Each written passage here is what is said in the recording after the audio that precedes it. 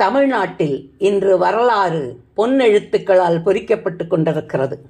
ஊழலில்லா ஆட்சி, கையூட்டில்லா காரியமாக்கம், சாமானியர்களும் சரிசமம், எளிய அற்புத அமைச்சர்கள், எளிமையான ஏற்றமிகு முதல்வர், கைகொண்டு கன்னம் கிள்ளி பார்க்கிறேன், தோன்றும் வழி கனவல்ல உண்மை என உணர்த்துகிறது. இது தமிழ்நாட்டின் புது மாற்றம். எப்படி இது சாத்தியம்?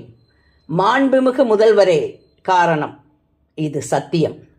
அவரின் அமைதியில், அன்பான பணிவில், குழந்தை குறுநகையில், செயலின் உறுதியில், மாறாத நேர்மையில், ஏழைகளுக்கான உழைப்பில், உண்மையான அர்ப்பணிப்பில் அத்தனையும் சாத்தியம். இது சத்தியம்.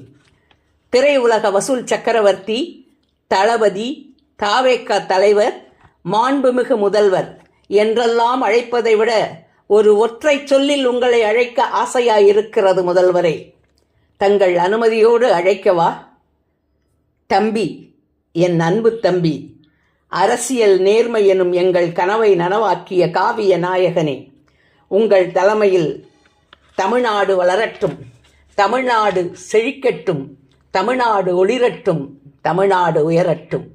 தங்கள் செயல்திறனால் இந்தியாவே உங்கள் பக்கம் திரும்பட்டும். இன்னும் 100 ஆண்டு காலம் நீங்கள் வாழ இறைவன் என் ஆயுளையும் சேர்த்து உங்களுக்கு வழங்கட்டும்.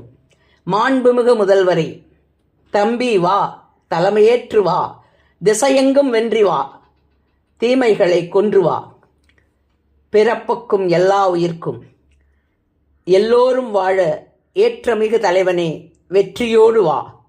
தமிழ்போல் வாழ்க, தமிழ்போல் வளர்க, தமிழ்போல் வெல்க. தம்பிக்கு அன்பு வாழ்த்துக்கள்.